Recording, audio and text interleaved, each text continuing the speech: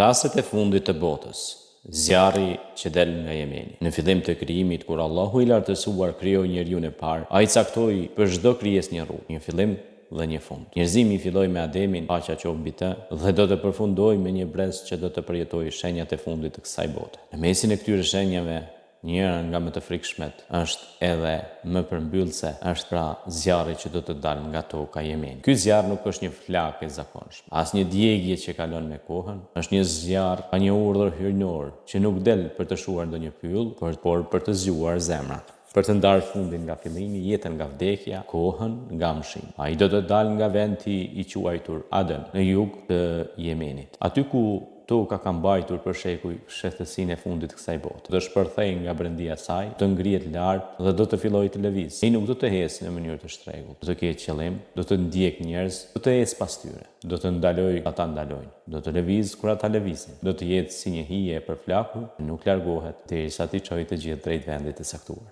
Njerëzit do të habiten, do të shikojnë pas dhe do të shohin flakën që i ndjek. Do të dëgjojnë për të nga qytetet në qytet. Do të përhapet lajmi një zjarr po shtyn njerëzit drejt veriut, drejt Shamit. Nuk është zjarr që digjet çdo gjë përpara vetes.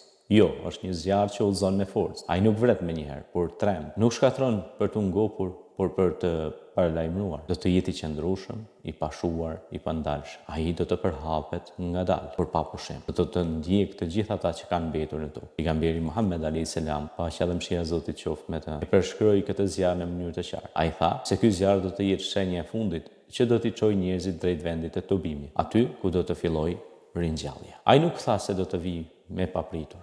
Ai nuk tha se do të shkatrojë çdo gjë, por ai e tregoi se kjo do të jetë thirrja e fundit për çdo shpirt, sepse pas këtij zjarri nuk ka më kthim, nuk ka më pendim që pranohet, nuk ka më lutje që dëgjohet. Zemrat që nuk janë zgjuar deri në atë moment nuk do të kenë më mundësi të zgjohen. Kur ky zjarr të dalë, bota do të jetë e lodhur nga shenjat që kanë ardhur më parë. Do të ketë kaluar fitnia e Dexhallit, do të ketë zbritur i saj, paqja qoftë mbi të, do të jenë shfaqur Yexhuxhet dhe Mexhuxhet, do të kenë ndodhur tronditje të mëdha dhe njerëzit do të jenë të mbetur pa drejtim. Dhe pastaj do të vijë ky zjarr, do t'i mbledh, do t'i largojë nga shtëpitë e tyre, nga tokat që kanë punuar, nga qytetet që kanë ndërtuar. Nuk do të mund të ndalojnë, nuk do të kenë ku të fshihen. Do të shkojnë me frikë, me heshtje, me syt në flakë dhe me zemrën në zjarr. Fëmijët do të qajnë, të moshuarit do të bien për tokë. Gratë do të shikojnë në qiell, por askush nuk do të kthehet mbrapa, sepse nuk ka më kthim mbrapa, ka vetëm para, ka vetëm lëvizje drejt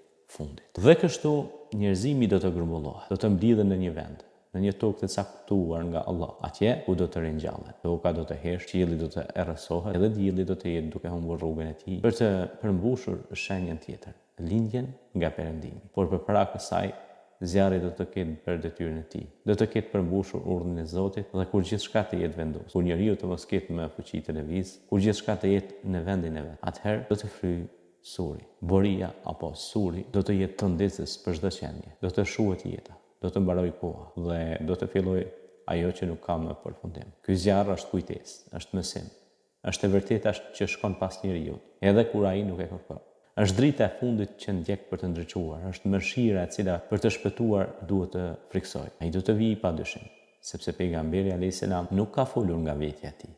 Ai na paralajmëroi që të jemi gati, që të mos jetojmë me zemrën e fjetur, që të mos presim flakën për të besuar, sepse kur ajo të vijë do të jetë vonë. Zjarri nuk flet, zjarri nuk pyet, zjarri nuk pranon arsyetime. Ai vetëm ecë dhe vetëm ata që kanë qenë të përgatitur do të kenë shpëtim. Të tjerë do të ndjekin zjarrin me syt hapur, por me zemrën e humbur. Kjo është fjala e fundit para se të hapen perdet e Kiametit. Kjo është dera e fundit që mbyllet dhe pas saj fillon rrjetësia.